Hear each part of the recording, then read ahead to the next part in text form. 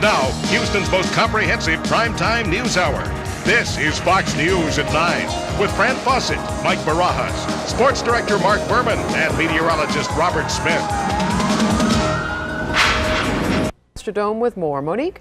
Well, Darian and Andrea, the Astros are playing ball in the Dome tonight, but if city and county officials follow the recommendations of that sports task force, all of our major sports teams could have different surroundings. Now again, the report officially comes out on Monday. City and county officials we spoke to today remained tight-lipped about the $625 million plan, saying they will comment only after Monday's release. We are live at the Astrodome. This is Monique Nation. Now back to you, Darian and Andrea. All right, thank you very much, Monique, and we do look forward to Monday's report. Well, this is Monique Nation. Back to you, Darian and Andrea. All right, thank you very much, Monique. Glad that you get all that. If not, you have all summer to catch up on Melrose Place reruns. We are live in Southwest Houston. This is Monique Nation. Back to you, Fran and Mike. Thank you, Monique. Thanks, Monique. Our Monique Nation is on the street with the latest. Monique?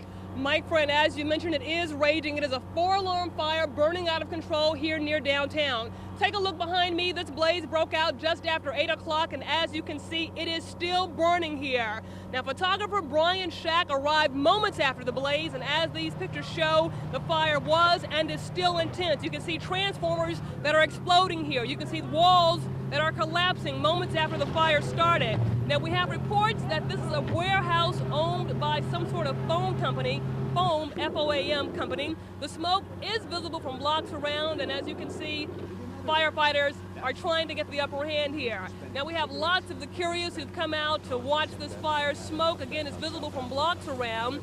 The flames are leaping toward the sky. Again, lots of firefighters out here. They are trying to battle this fire. Lots of the curious are coming out to watch this inferno. Now, Mike and Fran, we have limited information, but what we can tell you is that we have no reports of any injuries at this time. So far, no calls yet of this huge 4-alarm fire. We will, of course, have more for you on tomorrow morning's Fox News 7 a.m.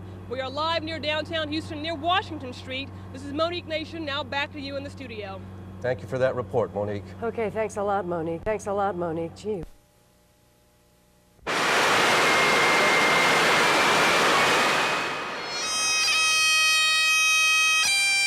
In the shadows of the Transco Tower wall, water flows along with tears. A long bagpipe plays as parents of murdered children remember their slain loved ones. Our Father, who art in heaven. These sad faces belong to members of an undesired club. All, like Carlton Collier, have had a family member murdered. Pay the highest dues. You know, today is really probably very moving for me because in probably about 27 minutes it'll be exactly 6 years since my wife was murdered. One by one, parents, spouses, and siblings placed a single red flower on this heart-shaped wreath. Each bloom represents a fallen loved one.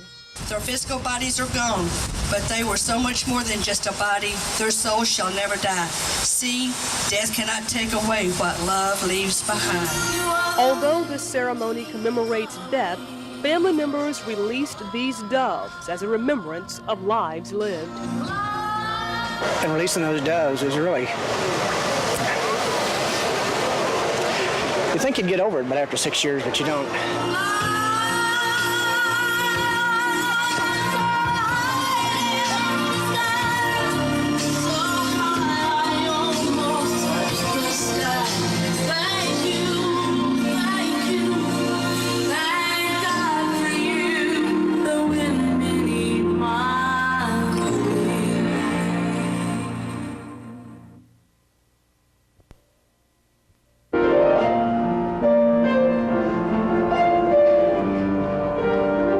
A small town gathers to mourn what's all too common in the big city, the murder of a vibrant young woman. And I was just the kind of young person that she was. She was a joy to be around. Lisa was full of life.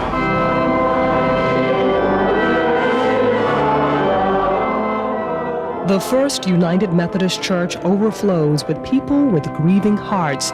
Their eyes wet with tears, they remember 21-year-old Lisa Allison as someone who, even while battling thyroid cancer, remained a breath of fresh air and sunshine. She was one of those rare young people that not only was popular with her peers, but who also could communicate with interest and enthusiasm of all ages. Although she died a brutal death, mourners say she leaves a legacy of a life that touched so many. We gathered here with our hearts broken, come to celebrate her loveliness and her life. On the eve of the day Christians celebrate the resurrection of Christ, this heartbroken family faces the ultimate task of burying their daughter and saying a final goodbye. There is a time for everything, a time to be born and a time to die.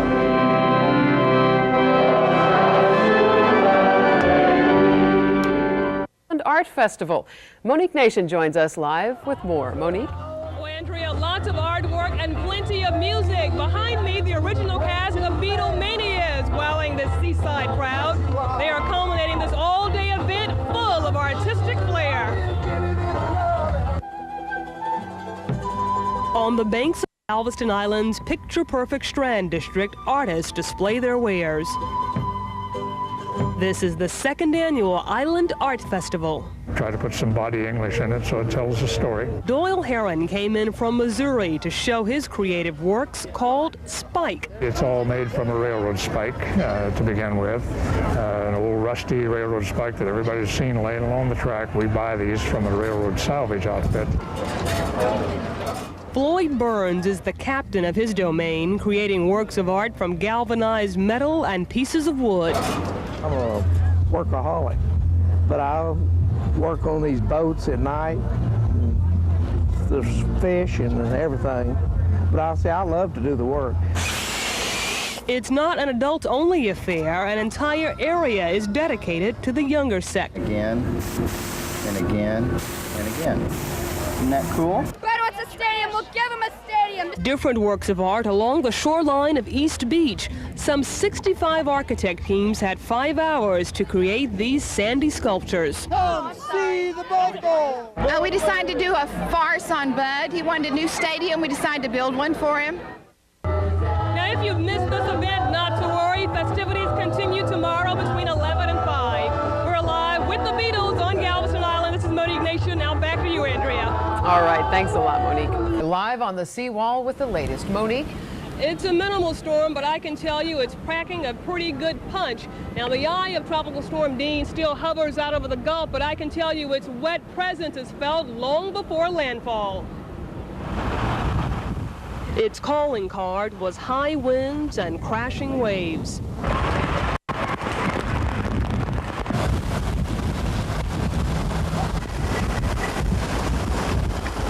High tide in advance of Dean's landing meant Galveston seas were 2 to 5 feet above normal.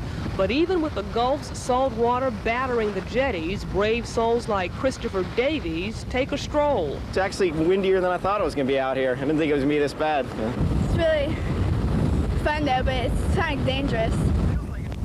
As the storm continued its early assault, the Public Works Department went from a standby mode to active duty. A strong gust of wind toppled this power pole and transformer, sending it crashing into the streets of Galveston. We're prepared for such things as tree limbs falling or a tree falling and blocking traffic and seeing emergency traffic lanes and things like that. Houston Lighting and Power officials had a steady current of work. We've had some pretty good trouble calls from this wind so far. With the ferries running 24 hours. Waves battered the Bolivar Ferry, but boats continued operation. Any concern about this storm in the Gulf? Zilch. None. That has given us the center location of the rotation in this cell. The National Weather Service issued several tornado warnings throughout the day, one touching down near High Island. The possibility of tornadoes is still a threat as a storm moves inland. The possibility of that continues to exist, so they need to be wary of that particular hazard. I'm joined live now by reporter Richard Barr. Richard spent the day on the island and has more. Richard? Well, Monique, surprisingly, not a whole lot of preparation for the storm. Instead, we join our Monique Nation for this update. I tell you, I can feel it. Tropical Storm Dean is making landfall here along the Texas Gulf Coast, but the storm's fury has been felt throughout the day. Now, the city by the sea has been pelted with rain and high winds. Some on the island take cover, while others treat it as another day at the beach. You know, over at Bolivar Ferry, it was just another day at the beach. Seas were not choppy enough to cease operations. Now, there has been minor street flooding here in Galveston, and even reports of some rescues made of people who don't take heed to warnings to stay out of the water. Some here have been even brave enough to take a stroll along the jetties, but that is not advisable. Again, the storm is making landfall. Still some pretty high winds here. I'm being blown all over the place, but we'll just have to wait and see and hope that the worst will soon be over. We are live on Galveston Island. This is Monique Nation. Back to you in the studio. All right, Monique, thank you for the update. All right. Well, that's it. That's all. We're live in Houston. This is Monique Nation. Now back to you in Sacramento, Robert, Maryland. See ya.